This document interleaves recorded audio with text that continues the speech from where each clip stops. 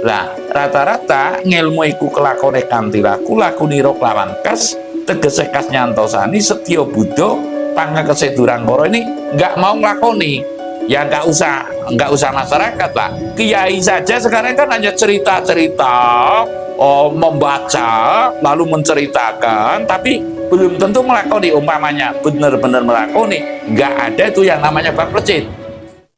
Ngitung pawelinging kaki sabda palon pamongno swantara tapi ulo salam mulya atur bagya wisnuka nusantara. Salam mulia, Mbah. Salam mulia ya. Nah, malam ini bisa ketemu lagi sama Mbah Dharma di Pertapa nih, Mbah. Ya. Terus saya itu mengamati konten Mbah Dharma ini selalu konsisten dalam menjalani hajat-hajat leluhur Nusantara. Terus saya itu sempat baca juga di kolom komentar yang istilahnya mau sampai kapan nuhoni hajat leluhur Nusantara itu terkesan mungkin belum tergerak nunggu Mbah. Nah, itu saya menanyakan hal itu untuk Mbahnya itu seperti apa, Mbah? Menyambung dari komentar dari netizen. Ji. Oh, wilahing jati nunggoni hajat-hajat leluhur Nusantara tabe uluk salam mulia. Salam mulia, Mbah. Ya. Ini jenis pertanyaan sing kritis tapi terlalu kritis, Mas Anang. Ya, mohon maaf saya tidak mengatakan Mas Anang itu ngerti nemu nyandang bagus mangan enak seneng-seneng, bukan. Tapi adalah mewakili daripada netizen yang mungkin terlalu tergesa-gesa. Siapa sih yang gak kepengen cepet? Tapi kalau bayi lahir itu di dalam kandungan berapa bulan? 9 bulan. 10 hari. 10 hari. Ya kan? Nah, lalu andai kata orang mau bikin baju, sudah ada bahannya, nggak mau jahit, kira-kira jadi baju nggak? Nggak jadi. Iya kan? Iya. Nah, kalau jahit tentunya kan ada lengannya. Ada lengannya. Ada ya harus menggunting, ada dan lain-lain lah, ya pasang benik. Nah, kalau kira-kira nggak ada kancingnya, nggak ada kancing bajunya, sudah dinyatakan baju apa bukan? Jubah kan jadinya kan? Sejenis jubah. Nah, ini semestinya memang harus teliti, rapi perumpamaannya, ya. Kita itu memakai nalar, naluri, dan nurani begitu dalam membaca situasi kegaiban. Ini kan kaitannya dengan kegaiban Sang Pamong Nusantara yang sudah sejak dahulu kala, ya. Tanah Nusantara ini masih ngawang-ngawung saja sudah berdomisili lah istilahnya di sini menunggu Sang Haji Saka, itu keyakinan saya. Lalu yang sudah-sudah terbukti apa enggak kalau peran Sang Pamong Nusantara itu dalam pamannya Sumpah Palapa ini kan untuk menyatukan Nusantara ini kan bukan main-main. Betul. Nah, ini otomatis kan dari Sang Pamong Nusantara. Gajah Mada adalah pelaksana atau pengimplementasi daripada keilhaman Sang Pamong Nusantara. Nah, saya akan menyampaikan bahwa segala sesuatu itu ada pitukone. Ibarat baju di supermarket, nah, itu ada harganya. Ya kan? Ibarat mau merdeka saja ada harganya, harus berani tumpah darah, begitu loh. Menumpahkan darah, walaupun tidak punya senjata. Nah, saya kembali kepada orang-orang sekarang, ya, kepada masyarakat sekarang, maukah ente, kalau kata Habib Rizik, ente berkorban, gitu loh, ente melaksanakan memegang bambu runcing, jojoh-jojoh dengan si Belanda, gitu loh. Cara kasih kutis dulu saja, kutis itu wanita tunasusila lah, atau taruhlah ya lebih halusnya lagi ya apa gitu loh, ya. Bukan pramugari ya, Pramuria. ya wislonya seperti itulah, lebih halusnya lagi. itu saja ikut berjuang, Iya. ya kan? Jangan dianggap Utis tidak ikut berjuang demi Nusantara gitu loh. Sebab saya pernah mendengar bahwa ada sebuah cerita Terembuk di Cilacap itu melayani Belanda dan lalu Belanda itu dibunuh di dekat Benteng Mendem. Lah ini cerita nyata dari saksi hidup atau temannya dia, teman saya dulu Terembuk, ditumpaki sama Belanda dan lalu Belandanya dibunuh. Tidak cuma satu, Terembuk 10 yang membunuh Belanda 10 gitu loh. Lah ini kasus nyata yang kita hadapi lah. Maukah kita mengangkat bambu runcing, laksana kita itu akan merdeka? Lah rata-rata kan sekarang hanya penantianku kini berakhir, putus asa lah, taruhlah kan seperti itu. Nah, rata-rata hanya sebatas itu. Saya akan mengungkapkan intinya pitukon itu sangat penting. Pitukon itu ya pembelian, umpamanya saya turun ilham, Sabdo Palon Nagih Janji, tahun 2010 kalau nggak keliru. Saya sudah melaksanakan lakon Sabdo Palon Nagih Janji.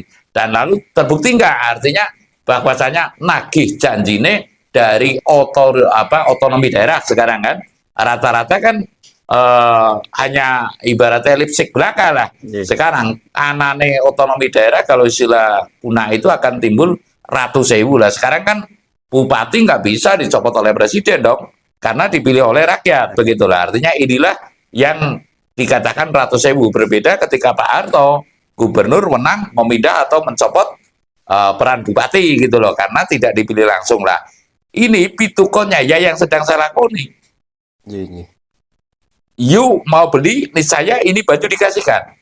Tapi kita harus sadar porsi, tidak terus berebut, rata-rata kecap nomor 1, dan lalu walaupun hanya kenyas godong tok ya, artinya kenyas godong tok ini nggak sembodo, tidak mau berkorban, lalu pinginnya Indonesia tentram, kan seperti itu rata-rata. Tidak mau tirakat, tapi maunya ketitisan.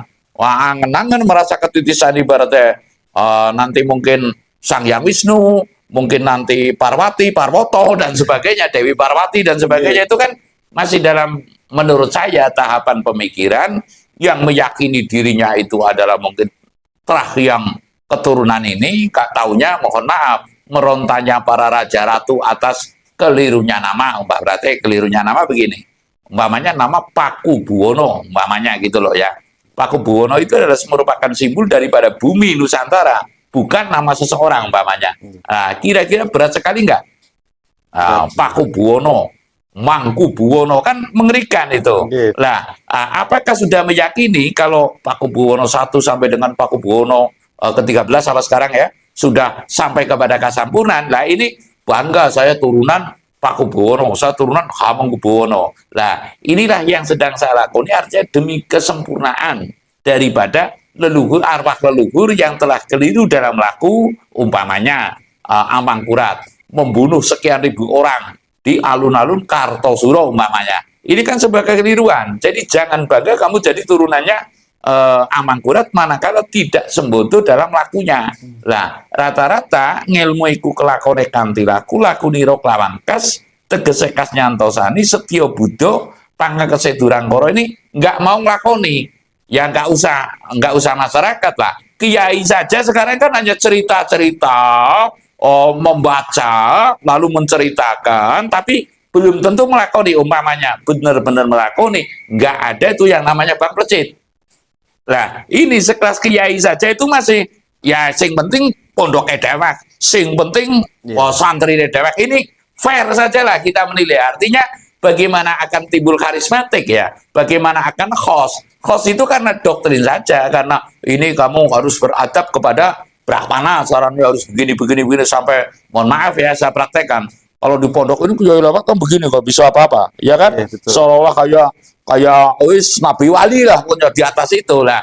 Namun kalau mempraktekkan itu pada nggak mau.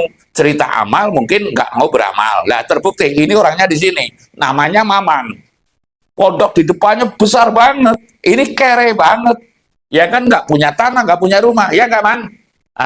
Nggak ada itu program pengentasan tunah tanah, tunah rumah. Padahal itu, mohon maaf, kalau kiai sekelas itu, ya pengikutnya atau jamaahnya tinggal kering saja itu, tolong itu ditata. Saya rasa kalau 50 juta di wilayah desa lah, asal ada kamar walaupun pakai gedek, ada kamar mandi itu bisa. Lah ini enggak, artinya ya hanya beli tanah, nanti pondok, nanti apa gitu. Saya nggak menjelekkan, namun ini ibadat tekstual saja, tidak faktual. Lah kalau dikatakan nanti saya menyinyiri, ya enggak, saya mengungkapkan realita kan boleh, ya kan? Ya, betul. Kasus nyatanya adalah demikianlah. Rata-rata sekarang taruhlah tidak berani kepada pitukone, cerita amal tapi tidak beramal. Rata-rata sekarang hanya menunggu. Oh, ini leluhur seperti apa? Ada syarat atau ada pitukon yang harus kita beli, umpamanya 160 hari dalam perjalanan seperti ini, pitukonnya diantaranya seperti itu. Ya kita laksanakan. Lah begitu kita sudah selesai, niscaya ibaratnya alam itu nggak goroh, ya. Kegaiban ini nggak berani goroi. Kalau kita sudah membeli niscaya baru terwujud. Artinya menuju ke zaman tatanan dunia baru ini memang nggak mudah. Bung Karno saja belum bisa mewujudkan, ya kan? Lah kata mohon maaf, kata Hong wilayah Jatinuhun ya Jatiluhur Nusantara juga baru melalui saya menerima dan saya menyampaikan. Artinya ini hal baru. Lah icik-icik ibaratnya baru meleduk menyan di Gunung Sradil, nanti Sang Pamong Nusantara ngamuk, enak banget begitu loh. Lah ini yang perlu dipahami. Artinya kita nggak perlu, manakala kita belum melakoni, menyudutkan atau menyalahkan kegaiban. Sama juga dengan menyalahkan kegaiban, ya mungkin termasuk maha gaibnya Tuhan. Kenapa sih saya terlahir dari orang miskin, ibaratnya kayak Maman. Kenapa sih saya terlahir dari Sukiyah, salah metu, dalan bayi. Kenapa saya nggak lahir dari Butin Soeharto, umpamanya kan saru gitu. Tidak menerima yang padum sumede marang takdir gitu loh. Jadi intinya saya menyampaikan bahwa dalam hal ini itu perlu pitukon.